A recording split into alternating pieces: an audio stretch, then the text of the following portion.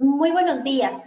Para nosotros es un placer darles la bienvenida al webinar Actualización de la Ley de Apoyo Humanitario, organizada conjuntamente por UHY Assurance and Services, Compañía Limitada, y Puente y Asociados de Estudio Jurídico, Compañía Limitada.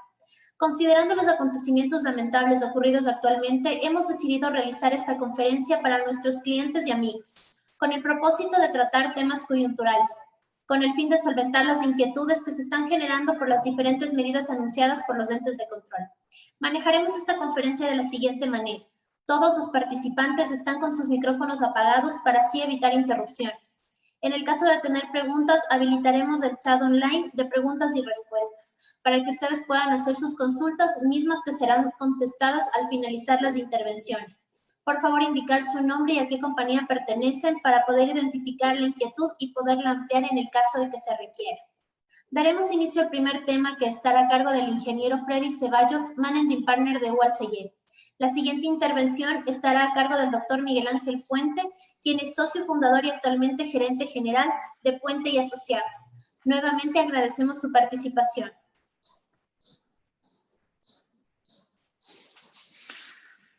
Bueno, Michelle y amigos todos, tengan ustedes un muy buenos días y una vez más ratifico mi agradecimiento por participar en esta charla. Una charla que la hemos desarrollado conjuntamente con mi buen amigo Miguel Ángel y con su estudio jurídico, con Puente y Asociados, y está relacionada directamente con la actualización de la reforma a la ley humanitaria. Esta actualización, que en realidad sería la reforma final llamada ley humanitaria, es la que ya está publicada y se encuentra en vigencia en el registro oficial.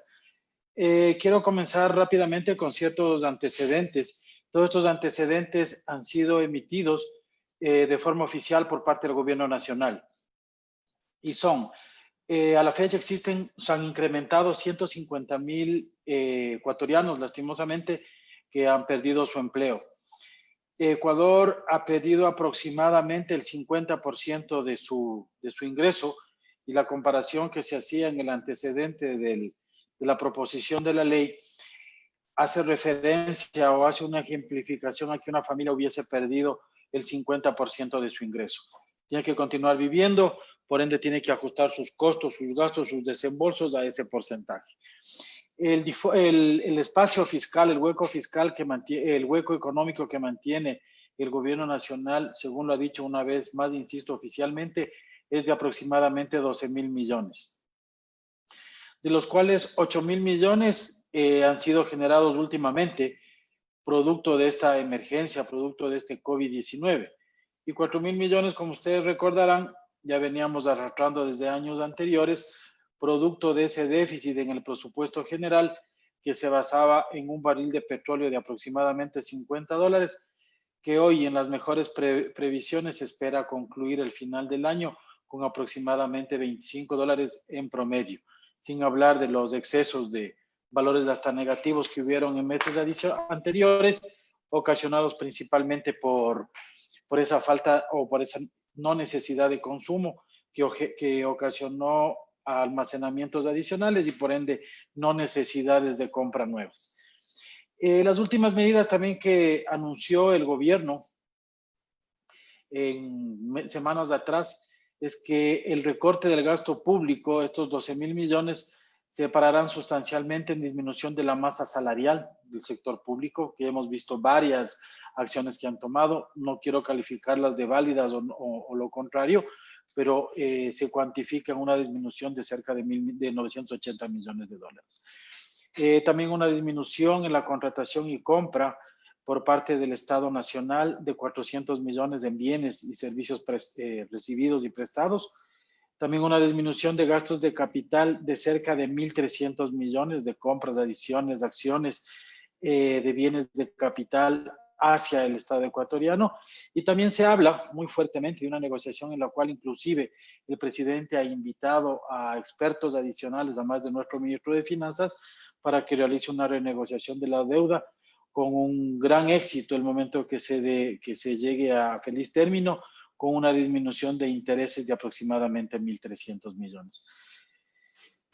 Dentro de las últimas medidas, también un detalle que lo mencionó el presidente, que creo que no se va a ver directamente su ingreso per se, es la eliminación del subsidio de la gasolina. No lo hemos podido notar, sino a lo mejor para la baja, pero en un valor muy referente, ya que el precio del crudo a nivel internacional ha disminuido. Si no estoy equivocado, ustedes lo habrán percibido en cerca de unos 10, 15 centavos por cada uno de los galones. Y también dentro de este subsidio de la gasolina, porque no lo dejó solo, el ministro de Finanzas hacía referencia a que este subsidio debería estar, cuando suba el barril del crudo, el barril del petróleo internacional, basarse en ciertos niveles de bandas para poder evitar que suba o sobrepase cierto monto que afecte directamente a la economía de los ecuatorianos. Otras últimas medidas dentro del detalle es la reducción de horas del sector público a 6 horas y un salario proporcional, exceptuando a las áreas del sector público que han estado en primera línea, como son militares, policía y salud. También instó al Consejo de Seguridad del Estado, que agrupa todas las entidades públicas, a que hasta el final del mes de mayo, el mes que ya pasamos, presenten, y de hecho entiendo que así fue, presentaron un ahorro del 15% del presupuesto en gasto corriente, que igualmente sigue sumando para este propósito. También, como ustedes recordarán, y con ciertos impactos en la calle, a pesar de que estos impactos fueron un tanto, no fueron tan visibles considerando el estado de excepción y considerando el estado de no movilización en el que nos encontramos, que ya está variando en diferentes lugares el color del semáforo. Sí hubo varias protestas por la disminución de ciertas entidades públicas, como Ferrocarriles, Medios Públicos, Ecuador Estratégico, Unidad Nacional de Almacenamiento, Siembra, Crear, Correos del Ecuador, Inmobiliar y TAMI.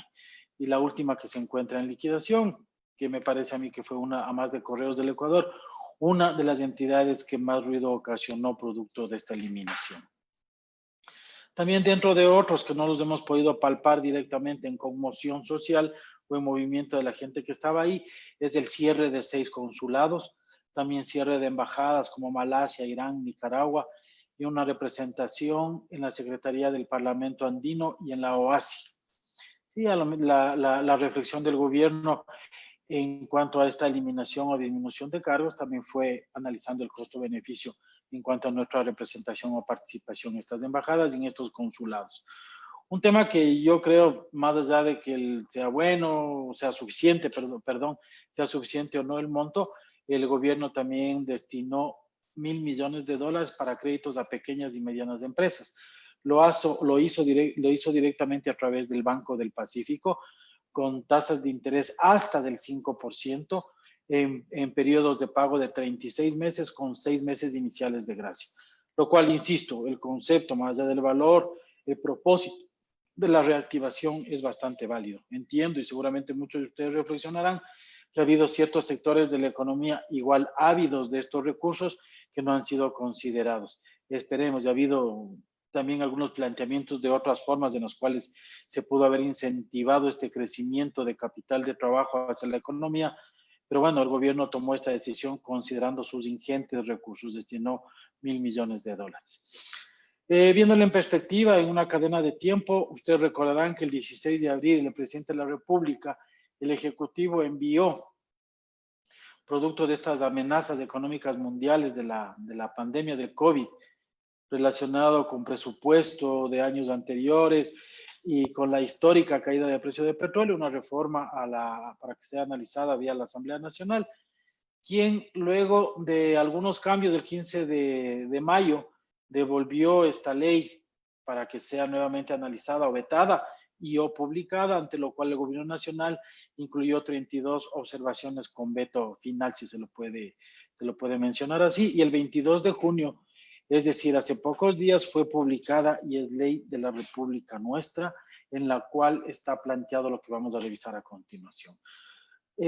Como antecedente, quiero comentarles que los aspectos generales de esta ley se encuentran fundamentados en 3 ejes. El uno es el régimen de medidas solidarias y de bienestar. El segundo es reformas para sostener las fuentes y plazas de empleo. Y el tercero, en el cual nuestro buen amigo doctor Miguel Ángel Puente tiene mucha experiencia en poder manejar esto desde el punto de vista legal con nosotros en la parte financiera, en el régimen temporal para prevenir procesos de quiebra e incentivar acuerdos justos y satisfactorios entre deudores y acreedores. Miguel Ángel en su momento ya les explicará con la ampliación y con la amplitud del caso. En fin, las consideraciones de la Asamblea o las consideraciones sobre la base de la ley. Esta ley se sustenta, o su antecedente es la caída histórica del precio del barril de petróleo, cotización mínima histórica de $20,09. Insisto, el posible promedio del año, el promedio que se prevé para el año, es que no superará los $25, considerando que ahora ya se está realizando un cierto tipo de incremento que ayudará a ese promedio. También un dato no nada bueno para el país, el aumento del riesgo país que superó los 5.000 puntos, está en aproximadamente 6.063 puntos a marzo. Las limitaciones en comercio exterior, obviamente, considerando todos los cierres y la incapacidad de poder comunicarnos tanto local como al exterior, ha ocasionado también que haya muchas limitaciones en este comercio. Adicionalmente a esto, existe una recaudación fiscal fuertemente disminuido, tanto por el precio del barril de petróleo que lo mencionábamos antes, como esa falta de movimiento económico en estos últimos meses, lo cual se está preveyendo entre $8,000 y $9,000 menos en recaudaciones. También, obviamente, el crecimiento comercial, porque somos parte del gran mundo, somos parte de esta aldea global. También se entendería o se prevé que se pueda disminuir en el 2.85%, considerando toda la relación comercial para el exterior y su disminución, no solo crudo, sino banano, camarón y cualquier otro tipo de producto tradicional y no tradicional. Solamente como antecedente, cosa pasada, agua que ya se fue y situaciones que ayudaron a que la ley salga como producto final hoy. Ustedes recordarán que antes de que la Asamblea envíe el proyecto con sus cambios y sus vetos principales, lo que el presidente en un Twitter pidió que para que se viabilice esta ley es que se eliminen las dos contribuciones características de impuestos que él había incluido en este proyecto de ley, contribuciones sobre ingresos netos de personas naturales y contribución sobre la utilidad de empresas y sociedades. Adicionalmente, esta contribución, que yo al final no sé de dónde mismo vino y cómo se la administró, la contribución sobre bienes inmuebles de empresas y personas naturales domiciliadas en paraísos fiscales. Ninguna de estas tres fue incluida.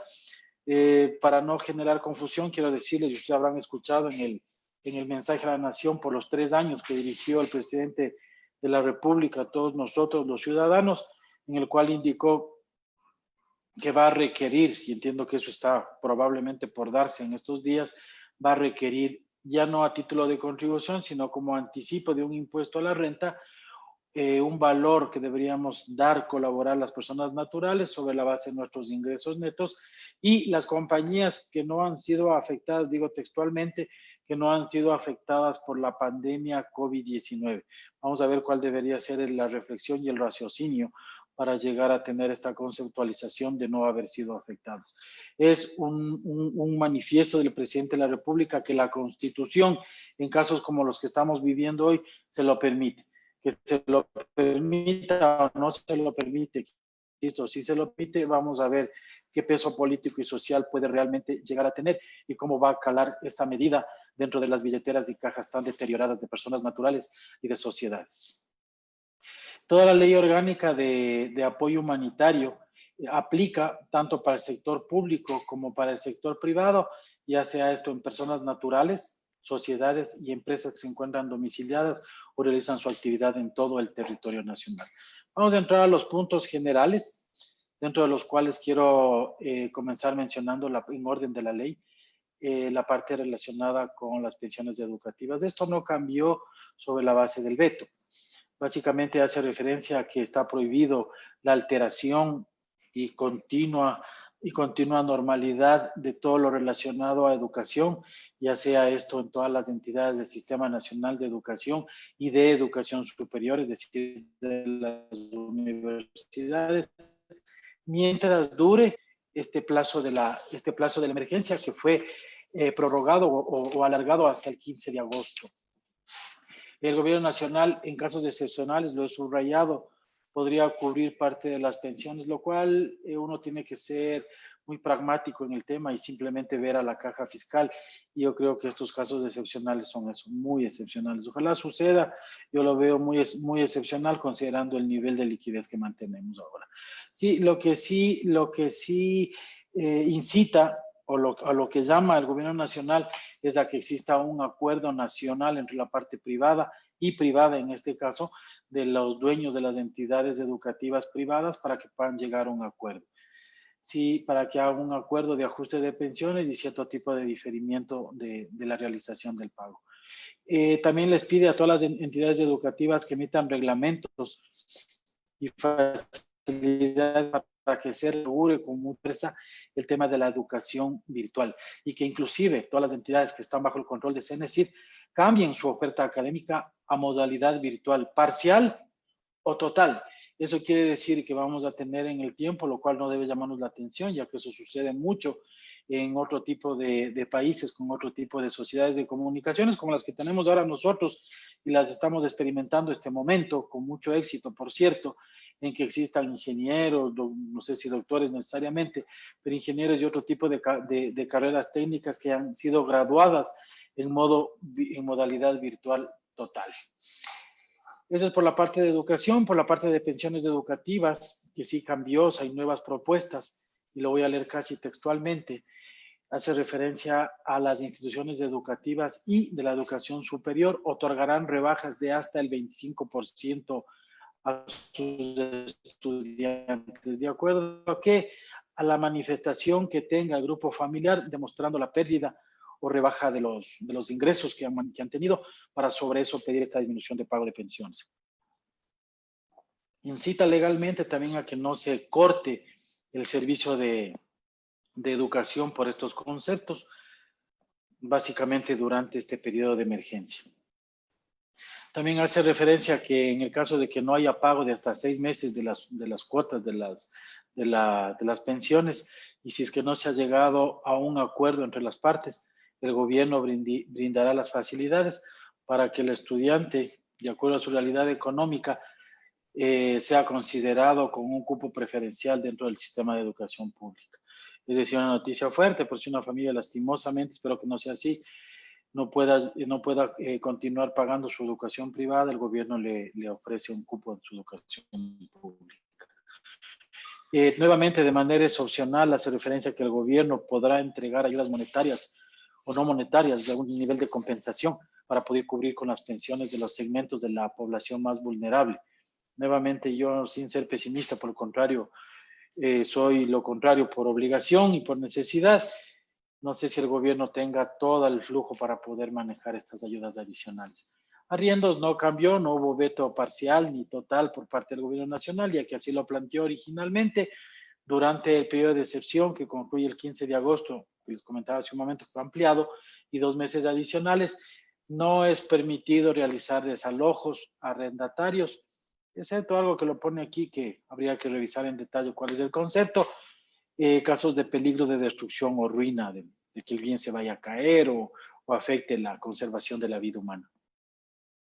Para poder realizar este diferimiento, se les incita a los arrendatarios a pagar cuando menos del 20% de los cánones que están debiendo, y en el caso de las rentas comerciales, topa básicamente en este concepto para los arriendos de locales comerciales, siempre y cuando demuestren que sus ventas han disminuido en un 30% respecto al mes de febrero, que conceptualmente o en teoría estaba desenvolviéndose en forma normal.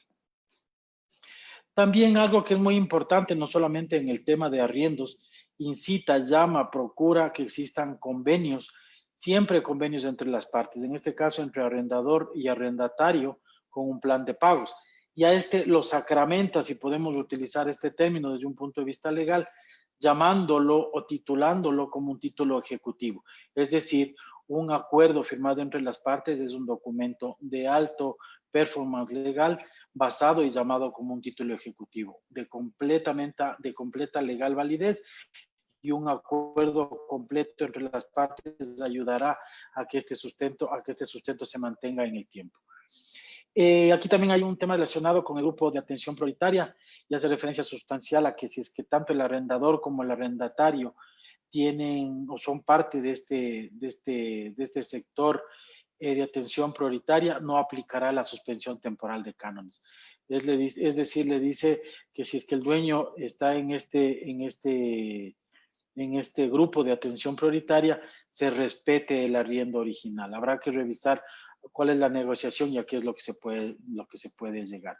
Algo que también incita y aclara dentro de esto es que esta suspensión no implica condonación de obligaciones. Es decir, la deuda y la cuenta por cobrar persiste entre las partes, excepto que también entre las partes ellos decidan que se ha extinguido la deuda, pero la ley no lo conmina.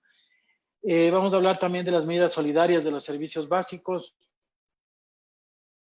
Poder pensar en una clausura o un incremento de servicios básicos, tales como telecomunicaciones o Internet. Las dos son válidas, pero me quiero posicionar principalmente en Internet. Sería verdaderamente hoy un atentar contra esa motivación que procura el gobierno para evitar la contaminación del virus en cuanto al teletrabajo. Y por ende tampoco podrán tener incremento en sus valores de pago mientras dure el estado de excepción e inclusive un año después. Hemos visto también en relación a esto, cuando menos aquí en Quito, que existen vastas y largas colas en estos servicios básicos de agua y de energía eléctrica principalmente, en el cual se nota o muchos de los ciudadanos han recibido un incremento antinatural en sus planillas.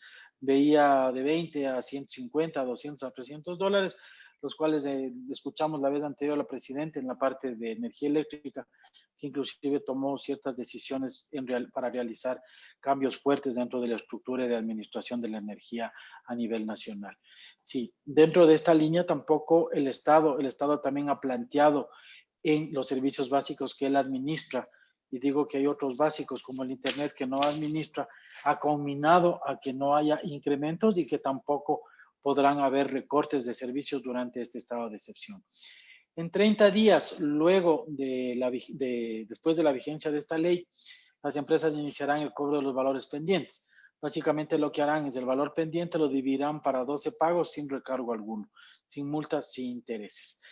Ha conminado a las empresas privadas que prestan este servicio básico, principalmente el del Internet, a que garanticen la calidad de los servicios. También la Agencia Nacional de Control y Regulación de Electricidad mantendrá una rebaja del 10% de la factura de los consumos de marzo, abril y mayo a los usuarios que se mantengan en los 2 primeros quintiles del nivel de ingreso. O sea, no habrá incrementos, para el común de la población y, y para los usuarios que se encuentran en los 2 primeros quintiles del nivel de ingreso, es decir, los menos favorecidos, el Estado ha implementado una disminución en los servicios del 10% de cada factura de consumo en estos meses, lo que se entiende no necesariamente está sucediendo. ¿Cuál sí es una nueva propuesta? Que es a partir de la publicación de esta ley, las empresas podrán realizar el cobro de los valores adeudados. Estos deberán dividirse en 6 cuotas iguales. Igualmente no podrán gravar intereses, multas ni recargos. Si se incumple con dicho acuerdo, las compañías podrán aplicar los mecanismos de cobros que estipulen los contratos. Insisto, lo que el gobierno está procurando es que durante un determinado tiempo dar una especie de veda de recuperación o veda de cobro. Sin embargo, si luego de eso se mantiene, habrá que la compañía revisar caso por caso y hacer efectivos los acuerdos preestablecidos. En todo lo que tiene que ver con cobertura de seguros, empresas de seguros, en salud prepagada y seguros propiamente, también el gobierno conmina a que esta cobertura no puede terminar, ni tampoco la cobertura de seguros de salud, ni suspenderla tampoco. Cualquier tipo de prestación sanitaria que conste en el contrato y los usuarios que presenten una mora durante 3 meses consecutivos. Igualmente que lo que habíamos hablado anteriormente, los montos que el usuario no haya pagado se podrán prorratear en los meses adicionales de vigencia hasta conclusión del contrato, sin gravamen adicional de multas ni intereses. Nuevamente, esta suspensión no implica que se extinga la obligación, salvo que se acuerde esto entre las partes. Hablemos un poco del Instituto Ecuatoriano de Seguridad Social. Se extenderá la cobertura y eso lo ha manifestado radicalmente el gobierno. de salud hasta 60 días después del cese del último pago de aportaciones, independientemente del tipo de régimen de aportación que tengamos, y esto se mantendrá mientras dure el estado de excepción. En el caso de personas naturales, empresas y cooperativas de bienes y servicios que hayan estado cerradas, que mucho pasó esto durante el estado de excepción y que no hayan cubierto el pago de estas obligaciones de marzo, abril, mayo y junio, podrían realizar el pago luego de esta fecha sin multas, sin intereses y sin responsabilidad patronal. El Consejo Directivo del IES regulará los mecanismos y las facilidades de pago que se apliquen para estos pagos. Nuevas propuestas relacionadas con el seguro social. Los empleadores que durante la emergencia sanitaria se mantuvieron cerrados, son varios también, por ende no percibieron ingresos y no hayan podido realizar los pagos al seguro social durante los mismos meses que habíamos conversado anteriormente, podrán efectuar igualmente sin generación de intereses, multas o recargos, y sin generar responsabilidad patronal. Hay un tema también que es muy importante porque hay un porcentaje alto de la población que está dentro del régimen de seguro voluntario que tampoco hayan podido cumplir con estas aportaciones, se les otorgará igualmente facilidades de pago. Por lo importante, el tema de la cobertura se mantiene. Una vez más, el Consejo del Directivo del Seguro Social determinará los valores de afiliación voluntaria que deben pagar los afiliados por prestaciones determinadas. Es decir, este monto también está en análisis para ver si existe alguna facilidad no solo de pago, sino de monto a pagar. Vamos a entrar en el tema de créditos productivos. Igualmente muchos comentarios y recomendaciones han surgido sobre este tema, pero esto es lo que al final terminó saliendo en la ley, y es que básicamente le combina a las entidades del sistema financiero a ofrecer líneas de crédito de desembolso rápidos con condiciones especiales, tales como periodos, plazos, tasas de interés preferenciales, es decir, conceptos similares a los 1.000 millones que les comentaba hace un momento por parte del Banco del Pacífico, que en realidad el dinero proviene directamente del Estado, con el afán de reactivar el aparato económico productivo y aparato económico de consumo ecuatoriano. Y lo que básicamente procura de esto, al mencionar líneas de crédito de desembolso rápido, no habla de no hacer un análisis, sino hacer un análisis mucho más en perspectiva de lo que está sucediendo, ya que de la experiencia, de lo que hemos visto en la calle hoy por hoy, no existe, creo yo, estoy diciendo un porcentaje sin haber hecho un cálculo preciso, no creo que haya más del 10% de compañías que puedan tener la capacidad de realizar un pago con un cero nivel de riesgo, ya que todas las cajas y todos los negocios se encuentran apenas procurando intentar en una probable recuperación. Las entidades del sistema financiero nacional, quienes otorguen préstamos comerciales, productivos o microempresas o microcréditos, a MIPYMES por $25,000 o superiores en plazos de 48 meses, lo que el Estado les beneficia es que este valor podrá deducirse para el pago del impuesto a la renta el 50% del valor de los intereses recibidos. Igualmente para el sistema financiero, para los créditos de corto plazo por montos superiores a $10,000, las empresas que amplíen dicho periodo de pago a un plazo no menor de 2 años también podrán deducir para el pago del impuesto a la renta el 50% del valor de estos intereses de créditos ampliados. Es decir, estos dos mecanismos son una forma de decirle al sistema financiero que abran un poco más ese abanico de créditos. Vamos a ver qué resultados dan. Yo particularmente no creo que necesariamente sea que el sistema financiero lo vea como un incentivo. De lo que podemos ver en índices, la salud del sistema financiero está bastante en buen estado y su nivel de liquidez también presenta índices bastante saludables relacionados con esto. Entonces ellos, para hacer un desembolso, que también por su nivel de liquidez y por su naturaleza de negocio deben hacerlo, deben realizar un análisis mucho más detallado a ciertas compañías que probablemente al utilizar estos conceptos puedan tener un mecanismo de beneficio tributario. Las entidades del sistema financiero, a quienes les combina a crear líneas de crédito para cobertura de pago de nómina y capital de trabajo por montos equivalentes a 3 meses de operación, se priorizará al sector productivo y educativo. Es decir, las compañías pueden acercarse, si es que el sistema financiero así lo acepta, a pedir créditos para poder pagar nómina y capital de trabajo. Un poco diferente de lo que normalmente veníamos manejando. Las propuestas solidarias de créditos productivos en la banca, estas son nuevas propuestas. El Estado ecuatoriano, vamos a ver cómo se puede llegar a materializar esto, fortalecerá los esfuerzos crediticios con mecanismos propios de liquidez, créditos seguros y o garantías orientadas a sostener el tejido productivo y empleo. De alguna forma, se quiere entender, o así lo quiero entender yo por lo menos, hace referencia principalmente a la última parte, al hablar de garantías orientadas, a que la garantía, si bien es cierto el desembolso se haría por la banca privada, la garantía del crédito que nos entregarían a nosotros como empresas o parte del sector productivo, por no hablar solo de empresas, que pueden ser personas naturales también, estarían garantizadas directamente por el gobierno nacional. Es decir, en el caso de que exista un impago o un retraso de pago, la garantía estaría cubierta por el gobierno nacional, lo cual podría ser, si lo vemos pragmáticamente, podría ser probablemente un mejor mecanismo que simplemente entregar $1.000 millones. Se abriría mucho más el abanico, se abriría mucho más la caja de los bancos, considerando que tiene una garantía bancaria propiamente del Estado ecuatoriano. También otro tema de nuevas propuestas, los créditos refinanciados, reprogramados o reestructurados previstos en esta norma estarán exentos del pago de contribuciones previstas en el Código Orgánico Monetario, es decir, están procurando abaratar de alguna forma el coste de estas obligaciones. Las deducciones previstas en esta ley aplicarán a partir del ejercicio fiscal en el cual esta ley entra en vigencia. Importante, esto es de carácter de impuestos de liquidación anual, es decir, debería ingresar en el siguiente ejercicio, pero aquí está preveyendo que entraría directamente en la liquidación del impuesto a la renta por el año que terminará el 31 de diciembre del año 2020, es decir, en aproximadamente 6 meses. En relación a las tasas de interés, tampoco es nuevo, ya lo hablamos la vez anterior. Mejor dicho, ya estaba como propuesta original en el proyecto original, valga la redundancia, la Junta de Política y Regulación Monetaria, dentro de 10 días vigentes de la vigencia de esta ley, emitirá una resolución técnica que permita la revisión de la tasa de interés para todos los segmentos de crédito durante el año 2021. Sano, que podamos regular la tasa.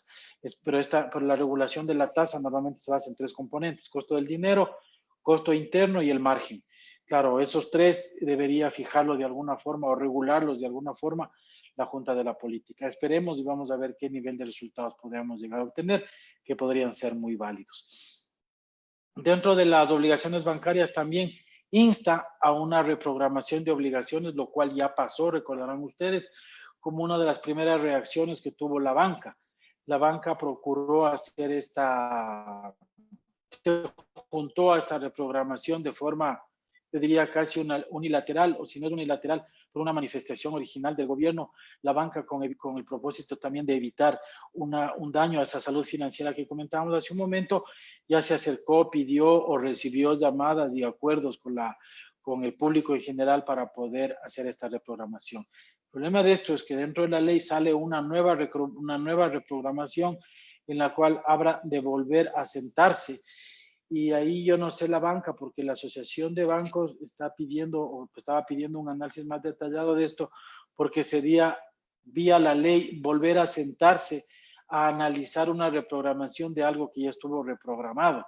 Entonces yo creo que esto, dentro de la obligación y responsabilidad que debería tener la banca, no solamente para su sistema, sino para los depósitos que también son del pueblo ecuatoriano, seguramente va a ser, apegándose a la ley, un análisis detallado de a quién presta y a quién no.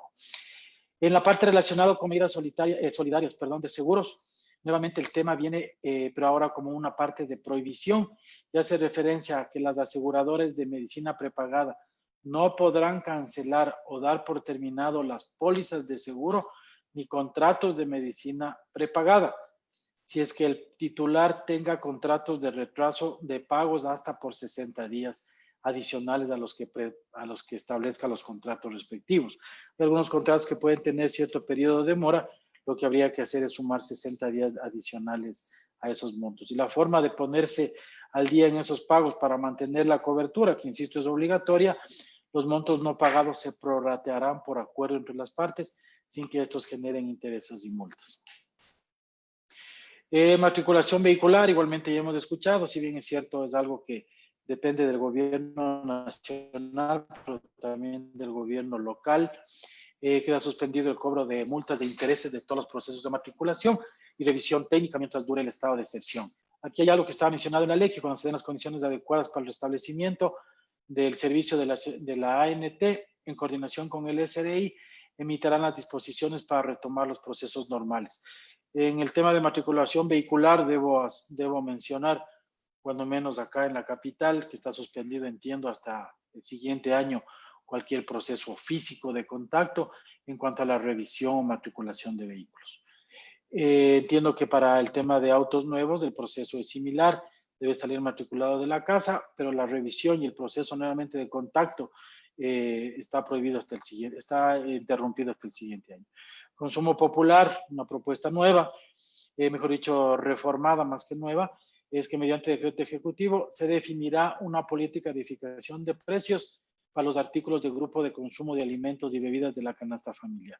Sí, todo este nivel de fijación de precios, como aquí se lo menciona, va a estar vigente o está vigente fuertemente mientras dure el estado de excepción, considerando la calamidad pública. Sin embargo, también se prevé que estará vigente hasta final del año 2020. Todo esto con el afán de prevenir la especulación en cuanto a este nivel, a este tipo de productos.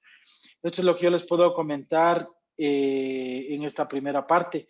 Y ahora le voy a dar paso a Miguel Ángel para que continúe con lo siguiente. Y luego nos volvemos a conectar. Muchas gracias. Miguel Ángel, por favor. Muchas gracias, Freddy. Te agradezco, qué gusto igualmente poder compartir este espacio contigo una vez más.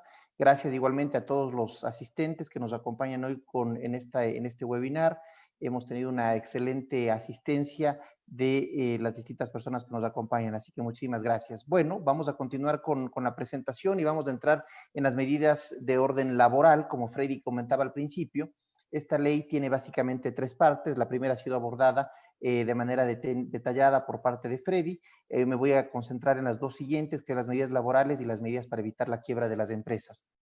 Rápidamente, encontramos en materia laboral, el primer tema es el acuerdo para la preservación del trabajo. Este es uno de los temas que ha sido una de las alternativas que ha propuesto el gobierno, justamente el que trabajador y empleador puedan negociar de manera directa y bilateral ciertas condiciones que permitan modificar las condiciones económicas de la relación laboral. Cabe indicar que la norma que finalmente ha sido publicada en el registro oficial establece algunas condiciones para esta negociación. En primer lugar, que la empresa debe proporcionar la información financiera de la empresa para poder determinar o justificar la necesidad de poder hacer algunos ajustes en los temas económicos de los trabajadores. Otro de los temas es que mientras esté vigente estos acuerdos para la preservación del trabajo, la empresa no podrá repartir dividendos a sus accionistas, tendrá que reinvertir esos dividendos, si es que los hubiera, finalmente en la compañía, y para lo cual tendrá que hacer el respectivo aumento de capital hasta el 31 de diciembre del respectivo año de vigencia de los acuerdos. Igualmente, aquí existe de alguna forma, digamos, un concepto que si bien es cierto, la norma establece que el acuerdo es directo y bilateral, sin embargo, permite que este acuerdo para la preservación del trabajo también pueda ser aprobado por la mayoría de los trabajadores. Entonces, imaginemos hipotéticamente que si tenemos una empresa con 100 trabajadores, si con 50, y la fórmula es de establecer, por ejemplo, un ajuste en la remuneración del 20% a todas las personas, con las debidas justificaciones, sin que esto implique disminución por debajo de la remuneración básica unificada. Si con 51 trabajadores llegáramos a un acuerdo, entonces este podría efectivamente ser efectivo para todos. Los acuerdos igualmente se notificarán al Ministerio de Trabajo para que el Ministerio pueda realizar la respectiva supervisión de cumplimiento. Y también hay que mencionar que en el evento de que se produzca un despido después de la firma de estos acuerdos, si este despido se produce dentro del primer año de vigencia de la ley, o sea, a partir de la publicación en registro oficial 22 de junio, se liquidará siempre con la remuneración que estaba vigente antes del acuerdo para la preservación del trabajo. Las nuevas propuestas igualmente es que, como mencioné, lo que se pretende es que trabajador y empleador puedan de mutuo acuerdo celebrar una convención que permita modificar las condiciones económicas. Estas condiciones económicas para una persona que trabaja 8 horas diarias, 40 horas semanales, nunca podrá ser menor a la remuneración básica unificada que se encuentra vigente o las remuneraciones sectoriales. Si la disminución implica también un ajuste de la jornada, entonces igualmente tendrá que ser siempre de manera proporcional, pero no menor en la jornada completa a la remuneración básica unificada o a la remuneración sectorial. En caso de incumplimiento, si es que el Ministerio de Trabajo verifica que existe un incumplimiento en estos acuerdos para la preservación del empleo, podrá establecer las multas establecidas en el Código del Trabajo, en los mandatos constituyentes vigentes, multas que podrán ir desde 3 hasta 20 remuneraciones básicas unificadas. E igualmente un tema novedoso en la ley como fue finalmente aprobada es que para este tema, que ya lo vamos a abordar luego con mayor detenimiento, el tema de la fuerza mayor, el artículo 169, numeral 6, si es que un trabajador demanda el despido intempestivo a algún trabajador que le fue aplicada esta forma de terminación de la relación laboral y el juez determina que se aplicó indebidamente el caso de fuerza mayor a partir de la vigencia de la ley, es decir, desde el 22 de junio, en ese momento, entonces el empleador podrá ser sancionado a pagar la indemnización del despido intempestivo prevista en el artículo 188 multiplicado por 1.5 veces, es decir, existe un recargo del 50% a la indemnización de despido intempestivo. Esto es un tema novedoso, es un tema que hay que manejarlo adecuadamente para evitar precisamente contingencias futuras por parte de los empleadores. Una de las novedades igualmente que nos trae la ley aprobada es, como segundo tema laboral, es el contrato especial emergente. A partir de la publicación en el registro oficial, se pueden celebrar contratos a plazo definido. Esto es siempre y cuando son contratos que están destinados para, uno, la sostenibilidad del empleo y de la producción. Dos, para nuevas inversiones. Imaginemos una empresa que por efectos de la crisis ha cerrado determinadas líneas de negocio, pero realizan una inversión para poder abrir una nueva línea de negocio o se van a dedicar a una nueva actividad. Entonces, es una modificación del objeto social o porque también hubo un incremento de los bienes o servicios. En cualquiera de estas condiciones, la empresa puede contratar a las nuevas contrataciones bajo esta modalidad de contrato especial emergente. Este contrato especial emergente tendrá una jornada que podrá ser desde 20 horas, como el contrato a medio tiempo, llamémoslo así, hasta las 40 horas semanales, y este máximo de 40 horas semanales se podrá distribuir en 6 días a la semana, ¿no? Sin que tenga que sobrepasar de las 8 horas diarias, y en caso de que sobrepase de las 8 horas diarias o de las 40 semanales, tendrá que pagarse los recargos establecidos en la ley para las horas suplementarias y extraordinarias. También cabe mencionar que este contrato especial emergente tendrá una duración de un año, de hasta un año, y podrá renovarse por una sola ocasión hasta por otro año. Es decir, a través de esta modalidad volvemos a tener una figura interesante que es lo que antes teníamos del contrato por tiempo definido. Pues recordemos que la modalidad contractual general ahora es el contrato por tiempo indefinido.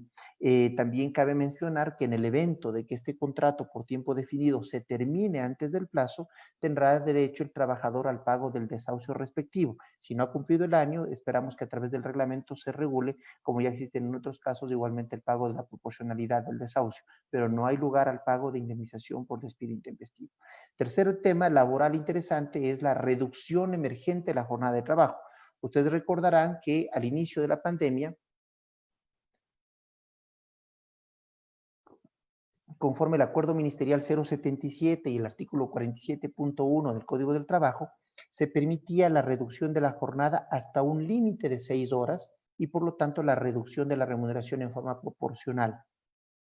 Hoy, a través de la Ley de Apoyo Humanitario, esa reducción puede llegar hasta el 50% de la jornada. Es decir, una persona que trabajaba 8 horas diarias y que ganaba $1,000 mensuales, por decir algo, podría rebajarse, si es que eso se requiere para efectos de mantener esa plaza de trabajo, reducirle hasta el 50% de su jornada. Es decir, en vez de trabajar 8 horas diarias, 40 semanales, trabajará 4 horas diarias, 20 horas semanales. Y en ese ejemplo que he puesto, la remuneración será de, como mínimo, el 55% de la remuneración. Es decir, la persona pasará a trabajar a medio tiempo y ganará, en el ejemplo que he puesto, $550 mensuales. Algo interesante también que con esta reforma se permite que la aportación al IE se la realice con la nueva remuneración a consecuencia de la jornada reducida. Es decir, esto que no se podía hacer anteriormente con la reducción del acuerdo 077, si la persona ganaba 1,000 y ahora va a ganar 550, la aportación al IES, aporte patronal y personal, se realizará sobre los $550. Otra de las consecuencias es que tampoco se podrá repartir dividendos a los accionistas de la compañía mientras se encuentre vigente reducción de la jornada y reducción de la remuneración respectiva. Igualmente, en el evento de que se aplicada la reducción de la jornada y mientras se encuentra la jornada reducida, el empleador tiene la necesidad de desvincular a ese trabajador y se aplica un despido intempestivo, la indemnización de despido intempestivo se la cancelará con la remuneración que se tenía antes de la reducción, es decir, con la remuneración inicial.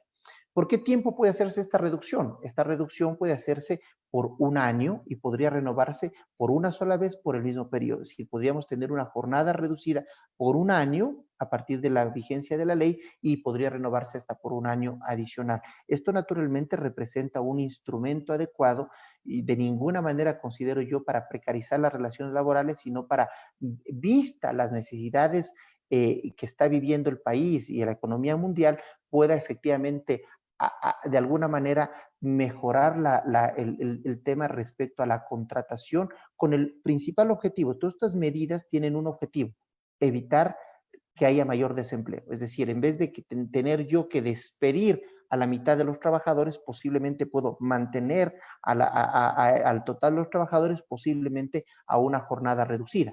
Pues un ejemplo a través del cual, en vez de despedir, tengo naturalmente la posibilidad de reducir la masa salarial, pero manteniendo las plazas de trabajo.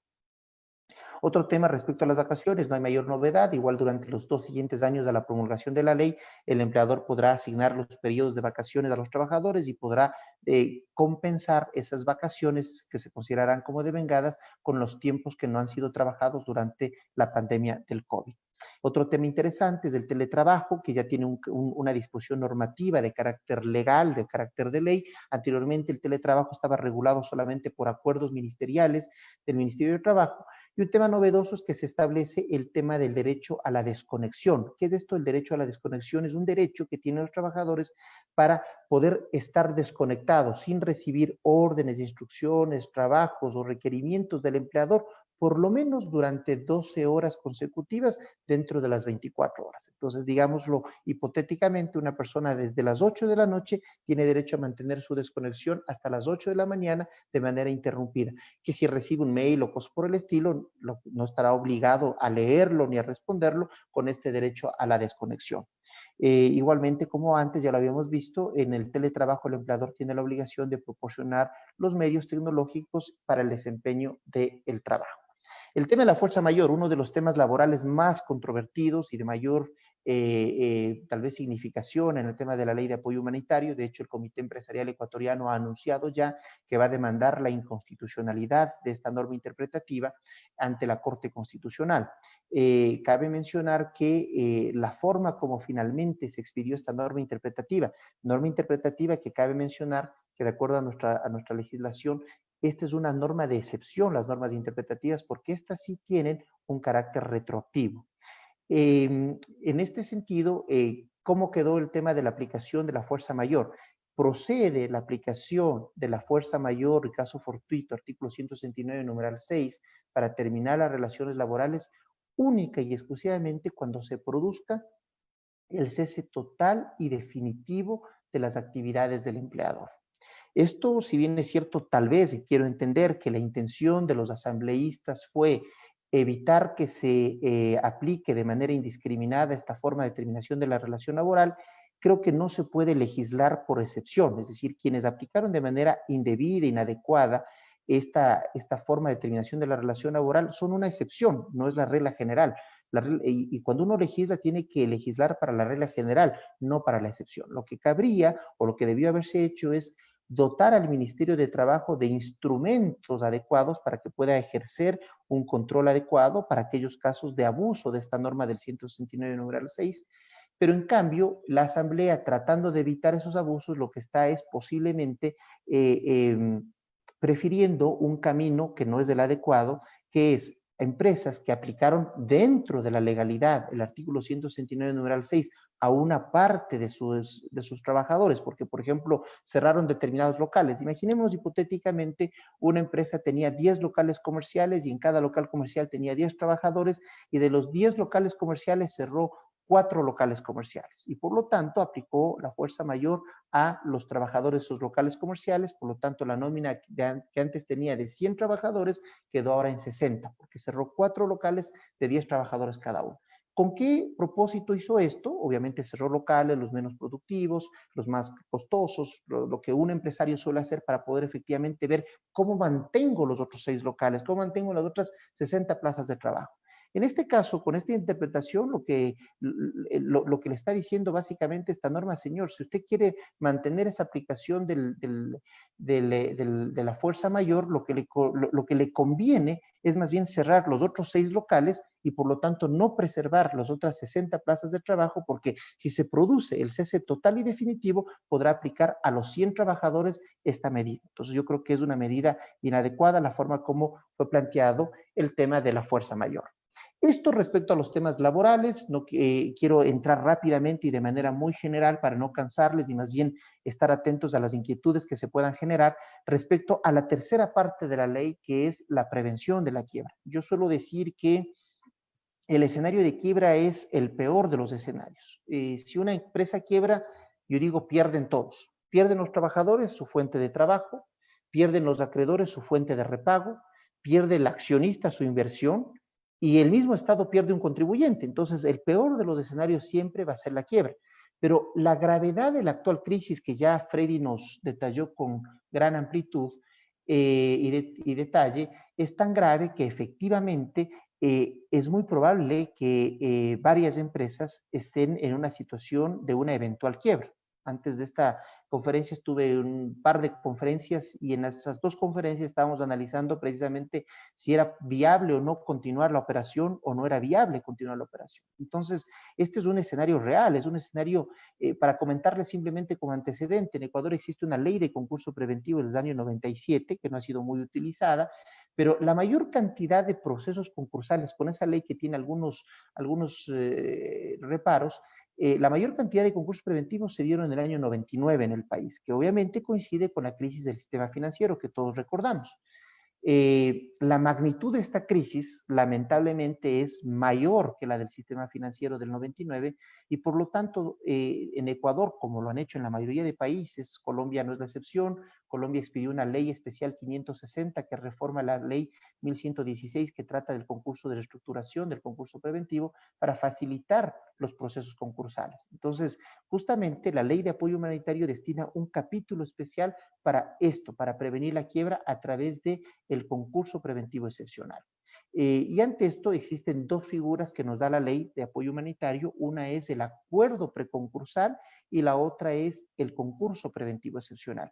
¿Qué consiste un concurso preventivo? ¿Qué es un concurso preventivo por definición? Un concurso preventivo es un procedimiento a través del cual una compañía deudora o un deudor, pongámoslo de manera general porque ahora se amplía el campo de acción, un deudor que está en una situación de cesación de pagos, de iliquidez, incluso de posible causal de liquidación de la empresa, que no va a poder hacer frente a sus obligaciones, se sienta con sus acreedores a poder negociar un acuerdo de reestructuración. Si se llega a firmar ese acuerdo de reestructuración, este se llama un concordato o un acuerdo preconcursal, según sea el caso. Entonces, este es el objetivo. ¿Qué es el concurso preventivo? Es la negociación por parte del deudor con sus acreedores para poder aprobar un plan de reestructuración que le haga viable a la compañía.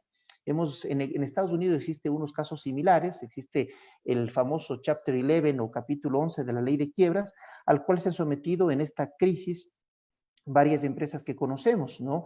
Las 2 aerolíneas que van a seguir funcionando acá en el país, Avianca y LATAM, están sujetas, en este momento se han sometido al Chapter 11 en Estados Unidos.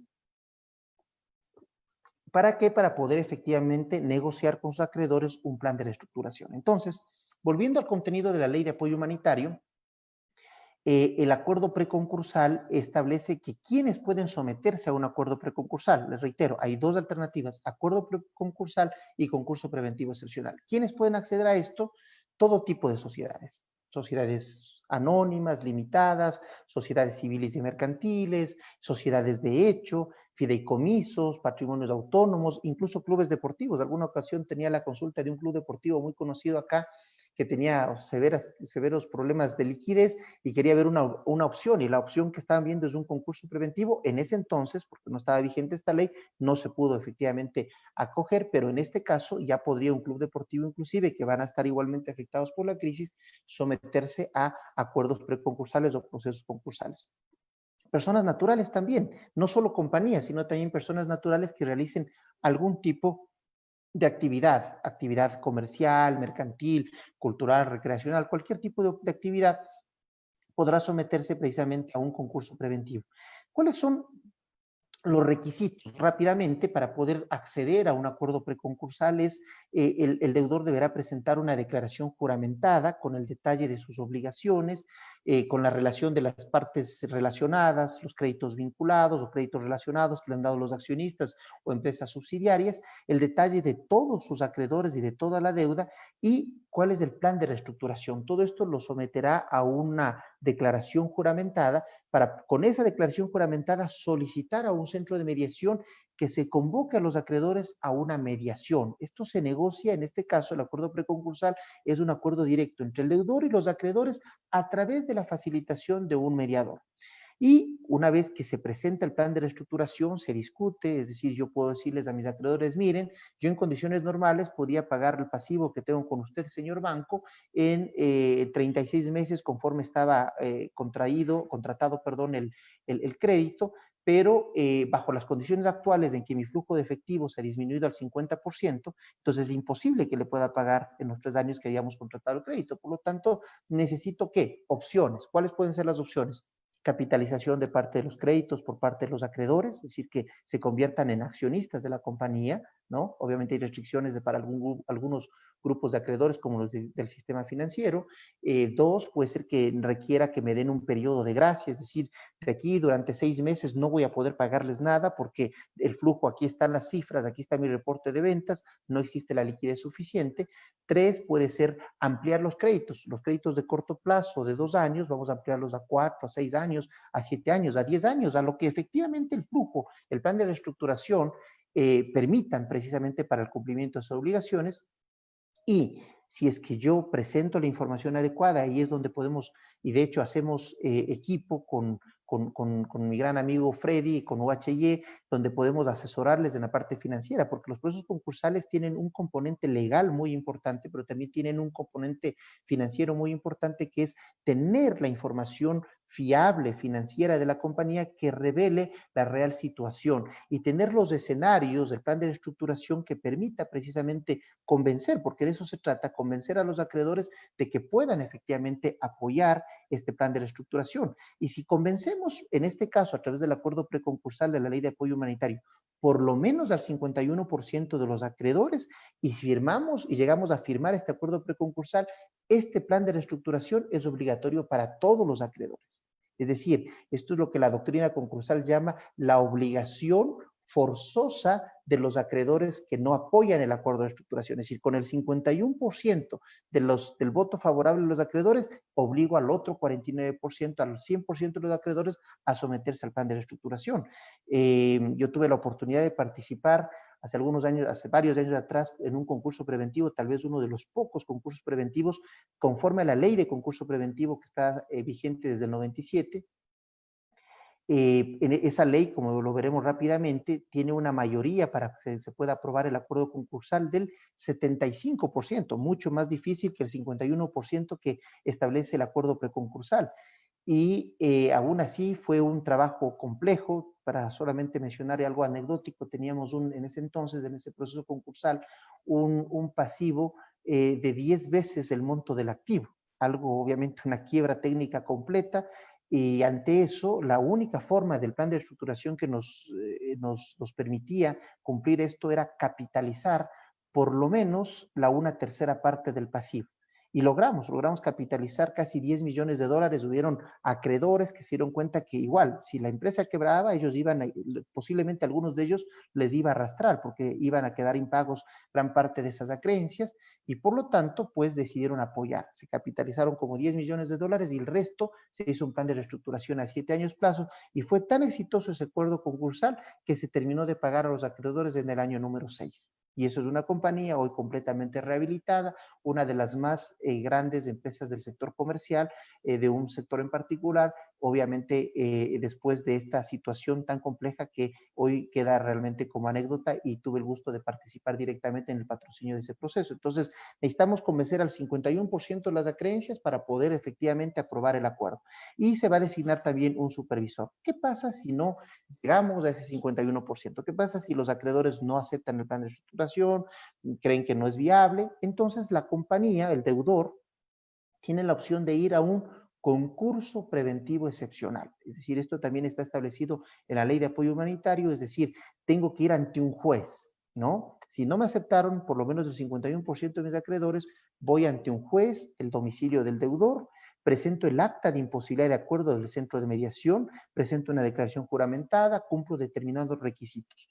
Si cumplo esos determinados requisitos, el juez va a dictar una medida inicial cautelar, que es que hasta por 120 días se van a suspender todos los juicios. Imaginemos que yo, compañía deudora, no llegué a este acuerdo preconcursal, a este acuerdo directo con mis acreedores ya me están demandando, me llega una citación, me llega un embargo, me llega un secuestro de bienes, una retención de fondos, puedo ir a este mecanismo porque a través de este mecanismo el juez va a disponer que hasta por 120 días se suspendan. Es como poner una pausa en una película. Se suspenden todos los juicios, no se continúan. Y no se pueden iniciar nuevos juicios, mientras se continúa el proceso para poder efectivamente ver si se aprueba igualmente en sentencia el acuerdo. Aquí, ¿cuánto necesito? Esto ya se lo realiza ante un juez mediante una audiencia de acreedores y el juez igualmente buscará que los acreedores que representan por lo menos más del 50% voten a favor de este acuerdo. Igualmente, si los acreedores no aceptan, más del 50% de los acreedores no aceptan este acuerdo, el juez tiene la posibilidad inclusive de, aunque no haya la mayoría requerida, si el juez ve que es la única forma de que la compañía evite la quiebra, el juez podrá aprobar en sentencia este plan de reestructuración, ¿no? Este ya es un proceso de carácter judicial ante un juez de lo civil, con las normas determinadas de la Ley de Concurso Preventivo y del Código General de Procesos. Y existe una tercera alternativa que es el concurso preventivo ante la Superintendencia de Compañías, que igualmente es muy similar a lo que hemos visto con algunas diferencias. Las diferencias fundamentales son, en el acuerdo preconcursal, deudor y acreedores pueden fijar el plazo de reestructuración. Si mi flujo me da de aquí a 15 años, será 15 años. Y si les logro convencer a mis acreedores, será un plan de reestructuración a 15 años, a 10 años, a lo que sea necesario. Si voy al concurso preventivo judicial, que es ante un juez, el plazo máximo del acuerdo es solo 3 años, esa es una limitación. Pero también puedo optar por el concurso preventivo que se tramita ante la Superintendencia de Compañías y que aplica solo a empresas sujetas a control de Superintendencia de Compañías. Ahí el plazo de reestructuración es de hasta 7 años. Entonces, esas son un poco las diferencias. Es un tema técnico, es un tema legal, es un tema financiero y yo creo que soy un convencido porque he tenido la oportunidad de poder participar en varios procesos concursales acá en el país, en Colombia y en Perú, y poder efectivamente entender que ante una situación de crisis hay que tomar medidas emergentes y una de esas medidas emergentes puede ser buscar un escudo, una protección justamente que nos brinda un mecanismo como el del concurso preventivo. Entonces, ya, el concurso preventivo, reitero, quiero solamente terminar con esto, el objetivo principal es que buscar una negociación para aprobar un plan de reestructuración para evitar la quiebra del negocio. Si usted está en una situación compleja de liquidez, pero el negocio como negocio es viable, financieramente es viable pasando este bache, entonces una opción precisamente es el concurso preventivo, ¿no?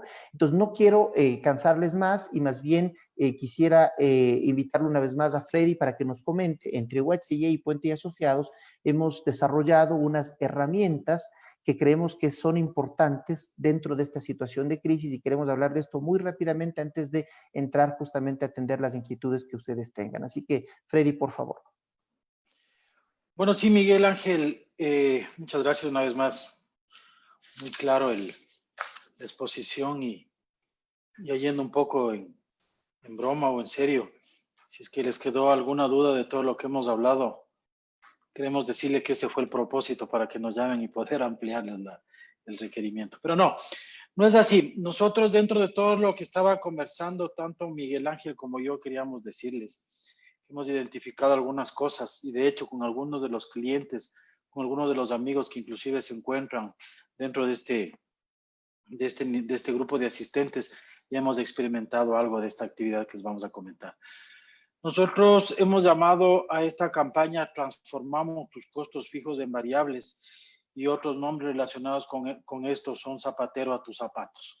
¿Qué es lo que proponemos? Proponemos que ustedes que conocen tanto su operación y hoy más que nunca, que es el momento en el cual toda su experiencia, toda su expertise, toda su capacidad debe dedicarse y orientarse a desarrollar, a mantener y a mejorar, ojalá sea así, su negocio, y destaco nuevamente el tema de mantener, considerando la situación en la que estamos viviendo, nosotros podemos hacerlos, ya que ese es nuestro core business, apoyarles. Voy a comenzar solo con los primeros 4 para que luego pueda charlar de los otros, Miguel Ángel. ¿Les podemos apoyar en qué? Podemos hacernos cargo de su área de contabilidad de impuestos. Podemos revisar y manejar el tema exclusiva y específica, exclusivamente el compliance de impuestos. Podemos manejar su nómina, podemos manejar sus finanzas. Para hablar de este último tema, hemos agrupado un grupo de financieros de alto nivel, no solamente con títulos universitarios, sino son funcionarios profesionales que vienen de trabajar de compañías locales y multinacionales, con los cuales podemos asistir a su compañía en una proporción de horas y poder llegar y apoyarle a su objetivo final. Los detalles los tenemos nosotros, la forma en la cual les podemos apoyar en cada uno de estos servicios es indistinta, no es una camisa hecha a medida.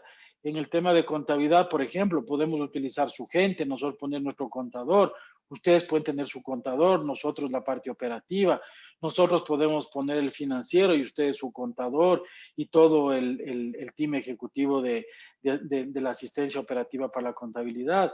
Ustedes pueden tener el detalle operativo de su parte de impuestos y nosotros ir y revisar cada 15 días, cada 30 días.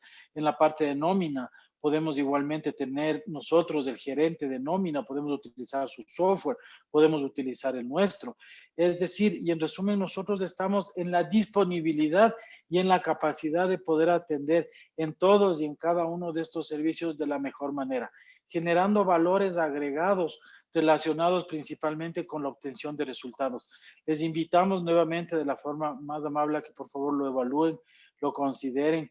Hemos cerrado este grupo de servicios, porque esto no es contratar a una persona, sino ni siquiera una compañía hoy por hoy, sino 2 compañías profesionales que se dedican tanto a la actividad que les acabo de mencionar como lo que les va a mencionar ahora Miguel Ángel, y poder trabajar en conjunto, poder ver por los 4 lados, no solamente ver la contabilidad sin dejar de ver la parte legal, no mirar solamente la nómina o alguna decisión de impactos de liquidación sin dejar de ver lo que veo que existen muchas preguntas, por eso ya voy a terminar en relación a la parte legal de la conclusión, de la terminación, sin ninguna contingencia o con contingencias mínimas de una relación legal o una contingencia laboral a futuro. Eso es lo que les puedo decir. Siempre estamos abiertos, siempre estamos dispuestos para poder servirles. Y muchas gracias. Más adelante están nuestros contactos y no hace falta más que nos llamen para poder visitarles y poder identificar con ustedes algún tema en que les podemos servir. Y si no podemos identificar nada, que lo dudo, igualmente será mucho gusto revisar y ratificar lo que ustedes están haciendo. Muchas gracias.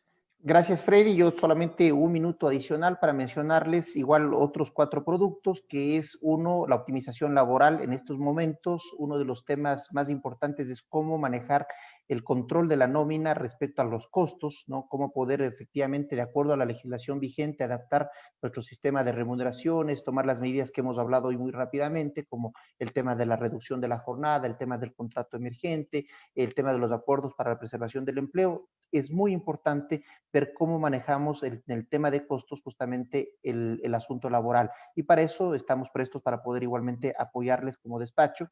Igualmente en el recaudo integral de cartera, el despacho cuenta con un área, un call center propio que maneja gestión prejudicial y el área judicial del despacho, naturalmente la gestión judicial de cobro, de tal manera que hemos cerrado el círculo en Puente y Asociados, igualmente en apoyo con UHY, en el tema de la gestión de cobranza prejudicial y judicial, el concurso preventivo que hemos hablado igual hoy y tenemos, espero que estemos claros cuáles son básicamente las principales características del concurso preventivo, y cuando todo lo anterior que hemos mencionado no es suficiente o no es suficiente para poder mantener el negocio y la única alternativa es el cierre del negocio, entonces yo creo que ahí lo importante es una herramienta como un cierre efectivo de la compañía. Hemos visto y la experiencia nos da de que un proceso de cierre o liquidación de una empresa puede ser algo tortuoso en el país. Lamentablemente nuestro sistema legal está hecho de esa manera, de tal manera que esto es fácil constituir una compañía, lo difícil es cerrarla. Y entonces ahí lo que buscamos es asesorarles para que ustedes puedan tener un cierre ordenado, adecuado, menos costoso y más expedito de lo que normalmente podría ser. Entonces, esos básicamente son los temas que tanto como Puente de Asociados y como UHY estamos prestos para poder apoyarles. Ahora sé que ustedes tienen inquietudes y más bien les pediría por favor, Michelle, si nos puedes ayudar con esas inquietudes para poder ir solventándolas dentro del tiempo que nos queda. Gracias. Gracias a todas las personas que nos acompañan en este momento y de igual manera gracias a los panelistas que intervinieron el día de hoy. Vamos a dar paso a las preguntas que nos hicieron por medio del chat. La primera consulta dice lo siguiente: la prohibición de repartición de dividendos mientras duren los acuerdos laborales, ¿incluyen dividendos acumulados de la compañía? No, solamente corresponde a los dividendos que se generen en el ejercicio fiscal en el cual existen estos acuerdos para la preservación del empleo o que estén vigentes la reducción de la jornada. La siguiente pregunta: ¿qué pasa con el acuerdo ministerial del Ministerio de Trabajo 077 de la reducción de jornada? ¿Queda derogado? Si se mantienen vigentes, ¿puede seguir acogiéndome a ese acuerdo ahora que la ley está vigente? Sí, el acuerdo ministerial no ha sido derogado, es decir, si alguien aplicó el acuerdo 077 que permitió una reducción hasta 6 horas y eso es lo que quiere seguir aplicando, puede hacerlo, solamente hay que considerar que este acuerdo establecía un plazo de esa reducción de exclusivamente 6 meses y podría prorrogarse igualmente por 6 meses más. Entonces, yo creería que lo adecuado sería, pese a que el acuerdo no ha sido derogado, si la persona va a acogerse a este acuerdo, mantenerlo, pero siempre dentro del plazo. Recordemos que la ley en cambio de apoyo humanitario nos permite hacer una reducción mayor en cuanto al número de horas y por lo tanto de la remuneración y mayor en cuanto al tiempo, de 1 año y prorrogable hasta 1 año.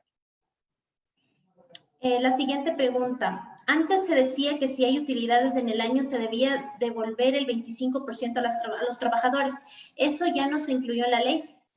No, no se incluyó, eso solamente estaba previsto justamente en el acuerdo 077. Entonces, ¿cuál es la limitación? Si yo he aplicado reducción de jornada y reducción de remuneración, no puedo repartir dividendos. Gracias, Miguel Ángel. La siguiente consulta: para los trabajadores que se despidieron en los meses de marzo a mayo, ¿se pueden acoger al recargo del 1.5 pero despido intempestivo si el juez determina que se hizo mal uso del causal de fuerza mayor? Mi criterio es que no, porque lo que tiene efecto retroactivo es la condición del cese total y definitivo. Entonces, imaginemos que esta fue una empresa que aplicó el 169 sin que haya realizado el cese total y definitivo, solamente cerró unos locales, pero siguió funcionando con los otros. En ese caso, lo que la norma está diciendo básicamente es estuvo mal aplicado. Pero si esta desvinculación se produjo antes del 22 de junio que entró en vigencia esta ley y recién el 22 de junio existe esta penalización o esta penalización de 1.5 veces el despido, entonces básicamente si la desvinculación se realizó antes, igualmente puede ser que con la norma interpretativa el juez determine que al no haberse producido el cese total y definitivo no procedía no procedía a la aplicación del 169 y mande a pagar el despido intempestivo. Pero desde mi criterio no podría mandar a pagar esta penalización adicional de 1.5 veces porque recién esto está vigente, esta penalización, desde el 22 de junio. Las desvinculaciones que en atención al 169 se realicen desde el 22 de junio en adelante y que un juez llegue a determinar que fue mal aplicado el 169, esas son las que tienen el recargo de 1.5 veces. Gracias, Miguel Ángel. La siguiente consulta. ¿La capitalización de dividendos aplica desde cualquier monto? ¿Qué tal si mi resultado es utilidad? Si mi resultado es utilidad, pero muy baja, ¿amerita la capitalización? Freddy, no sé si tal vez tú quieres comentar algo al respecto. Está apagado tu micrófono. Perdón, si puedes repetir la pregunta, Michelle. Claro, la capitalización de dividendos aplica desde cualquier monto. ¿Qué tal si mi resultado es utilidad pero muy baja? ¿Amerita la capitalización? Sí, el tema de la capitalización no tiene, o sea, no hay una norma que haga referencia a un monto para poder capitalizar. Si es que entendí bien la pregunta, claro, tú puedes capitalizar, ustedes pueden capitalizar el monto que ustedes requieran. Claro, una de las cosas que se debería considerar ahora como más que solamente como un tema contable, como un esquema de presentación de estados financieros, entonces lo que podría, para no entrar en causal y disolución, se recomendaría antes de capitalizar, si es que el tema es patrimonial, absorber pérdidas de años anteriores. En el momento que hagan eso, el patrimonio a nivel total va a seguir siendo el mismo, pero el índice de cálculo para entrar en causal de disolución se va a diluir, ya que el requerimiento o el principio para negocio en marcha es que el capital más las reservas no superen el 60%. Entonces, sí, no hay monto mínimo para hacer esa capitalización. Muchas gracias, Freddy. La siguiente consulta es de Javier Buri, de la empresa BIM Latam. Finalmente, ¿a los cuántos días de estar sin trabajo se puede acceder al seguro de desempleo? Estaban planteado que los 7 días en la ley de apoyo humanitario. La condición, el requisito actualmente en la ley de apoyo humanitario es 10 días. Anteriormente se requería que la persona esté cesante por lo menos 60, ahora el requerimiento es que esté por lo menos cesante 10 días para que pueda acceder a la solicitud del seguro de desempleo. Gracias. La siguiente consulta. ¿La reducción de la jornada se lo realiza mediante adendum o solo con un trámite en el SUT? ¿El contrato ocasional que menciona es únicamente para los nuevos trabajadores? A ver, hay dos preguntas. La primera es, la reducción de la jornada es una decisión unilateral del empleador, ¿no? A diferencia, igual que antes del artículo 47.1 establecía la necesidad de un acuerdo previo, hoy por hoy es una decisión unilateral del empleador que él simplemente tiene que notificar al trabajador y tiene que registrarlo en el sistema SUT, ¿no? Entonces no se necesita suscribir inclusive un adendum al contrato, ¿no? Puede hacerlo simplemente a través de la notificación respectiva. Y la segunda, el contrato no es un contrato ocasional, es un contrato especial emergente, y este contrato especial emergente siempre y cuando cumpla las condiciones que he mencionado, es decir, para mantener la sostenibilidad de la empresa, para poder generar nuevas inversiones, para poder cambiar el giro del negocio, para poder atender un incremento de las demandas de los bienes y servicios, entonces puedo contratar precisamente a nuevo personal sujetándolo a estas condiciones del contrato emergente. Gracias. La siguiente consulta. En la reducción de la jornada, ¿qué pasa con el 13º, 14º y fondos de reserva? ¿Va en proporción a lo ganado? Sí, la respuesta es sí, todo se paga en forma proporcional al nuevo monto de la remuneración.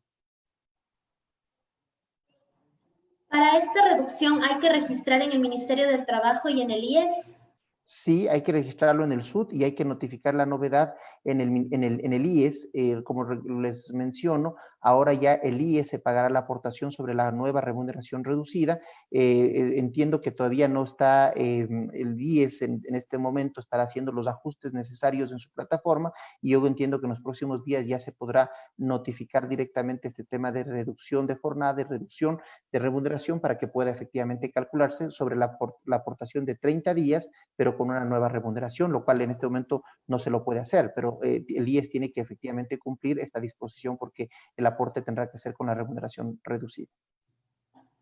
Si se hace una rebaja de jornada y por ende el sueldo, si por alguna circunstancia trabaja 5 horas más en la semana, ¿estas horas son consideradas como horas extras? Así es, exactamente. Si yo establezco una reducción de la jornada, ejemplo, a 4 horas diarias o a 6 horas diarias, las que fuera, esa es la nueva jornada y en base a eso yo pago la remuneración. Así he notificado al sistema SUT y en ese caso, los trabajos adicionales tendrán que ser considerados como horas suplementarias o extraordinarias. ¿Qué pasa si un empleado no está de acuerdo con el acuerdo para preservar el empleo propuesto? ¿Se lo liquida como despido intempestivo?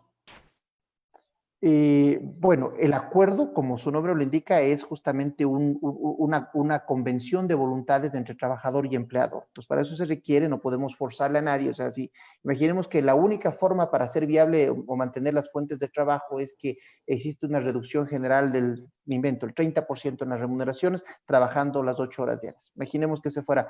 Si un trabajador no acepta, entonces obviamente no se le puede obligar, ¿no? Sin embargo, la opción que tendría el empleador es efectivamente desvincular a ese trabajador y si se produce una desvinculación por voluntad del empleador, tendrá que pagar las indemnizaciones correspondientes del despido intempestivo. Gracias, Miguel Ángel. La siguiente pregunta es de Pablo Molina de Molinaro. ¿La reducción emergente de jornada de trabajo requiere acuerdo entre las partes o puede ser decidido por el empleador? ¿Se puede aplicar con colaboradores en periodo de lactancia? ¿Bajo qué condiciones? La primero es que no requiere autorización del trabajador, es una decisión unilateral del empleador. Lo segundo es que si la reducción, tengamos en cuenta que la persona que está en un periodo de lactancia tiene ya una jornada reducida a 6 horas, por lo tanto, si fuera una reducción mayor, como por ejemplo una reducción a 4 horas, sí se podría aplicar, ¿no? Pero en los casos, por ejemplo, de reducción de acuerdo al 077, que el límite era 6 horas, no podía aplicarse porque la persona por disposición legal, que hay que mantenerla obligatoriamente, no podía tener una jornada, sino ya una jornada reducida de 6 horas. Gracias. La siguiente pregunta es de Abraham Vigoda de la empresa Inmarsi. ¿Qué pasa con el IES una vez que hay reducción de la jornada laboral? ¿Se cancela en esa proporción? Sí, la respuesta es sí. La nueva disposición nos permite pagar ahora sí al IES sobre el valor de la nueva remuneración. Pongamos el ejemplo, la persona ganaba 1,000 trabajando 8 horas, ahora trabaja 4 horas y la remuneración del 55%, 550, ahora puedo pagar o debo pagar al IES el aporte personal y patronal sobre 550. La siguiente pregunta es de Judith Núñez. ¿Las empresas prestadoras de servicios públicos deberán prorratear de manera automática los montos que se adeudan a partir del 22 de agosto? Sí, las deudas que están acumuladas hasta el mes de julio tienen que prorratear para el pago en los meses subsiguientes, exactamente. Gracias. La siguiente consulta. Si tenemos personal considerado vulnerable que por su actividad o cargo deberían regresar a trabajar, ¿qué consideraciones debemos tener como empleadores? Bueno, en términos generales, lo más importante es precautelar la salud de los trabajadores. Entonces, aquellas personas que tienen condiciones médicas de preexistencia, que son grupos de atención vulnerable, lo que habrá que hacer es, mi recomendación es, mientras estemos en semáforo amarillo, tal vez no reincorporarlas al lugar de trabajo, mantener cualquiera de las medidas de protección, ya sea a través de suspensión de la jornada, reducción de la jornada o teletrabajo, pero no llevarlos al puesto de trabajo y más bien cuando esté ya en un semáforo verde en un momento determinado, ahí podrían estas personas ya estar habilitadas para que se puedan incorporar al lugar de trabajo. La siguiente consulta. ¿Puedo aplicar la reducción del 45% a una persona discapacitada? ¿Cómo debemos aplicar el tema de la reducción en el IES? ¿Debe ajustar los días trabajados o el IES sacará una opción por la ley humanitaria? Por lo menos en lo que establece la ley de apoyo humanitario no existe ninguna excepción para las personas con discapacidad, a menos que posiblemente el reglamento establezca alguna disposición al respecto. Por lo tanto, sí se podría aplicar la reducción de la jornada y por lo tanto la reducción proporcional de la remuneración. ¿Cómo se aplica? Como les mencioné anteriormente, hay que hacer un ajuste. Ya no es poniendo, por ejemplo, ajustando el número de días, porque no es que la persona va a trabajar 15 días, la persona va a trabajar los 30 días, pero entonces el IES iba a permitir a través de una función que debe estarlo actualizando y estará habilitada en los próximos días para que trabajando los 30 días ya la remuneración del aporte ya no sea el 100%, sino el valor reducido. Gracias. La siguiente consulta. Al reinvertir las utilidades del año 2019, dividendos que no se pagaron a accionistas, ¿puedo reinvertir parcial o total? ¿Hay alguna implicación tributaria? Freddy, por favor. No existe ninguna implicación tributaria. Y como bien lo mencionaba Miguel Ángel también hace no mucho, a la distribución de qué utilidades se limita es a la distribución de las utilidades del año, ¿no? No a la de años anteriores. Lo anterior sustancialmente sigue en los mismos conceptos. Gracias, Freddy.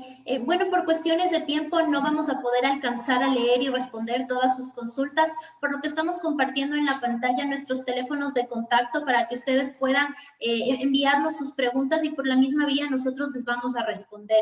Muchísimas gracias nuevamente por su asistencia y muchas gracias a los panelistas que nos acompañaron el día de hoy.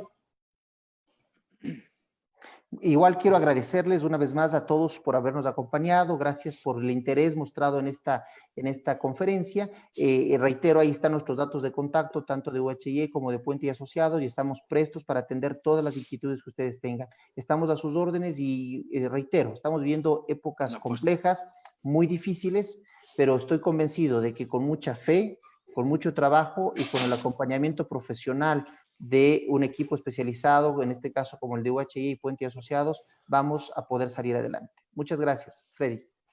Sí, yo igualmente les agradezco mucho por su tiempo. Esperamos que haber satisfecho ciertas inquietudes y siempre estamos a la orden, como bien lo manifiesta Miguel Ángel. Ahí están nuestros contactos, estamos tras del teléfono y con muchas ganas y con mucha intención de poder servirles. Buenas tardes y muchas gracias.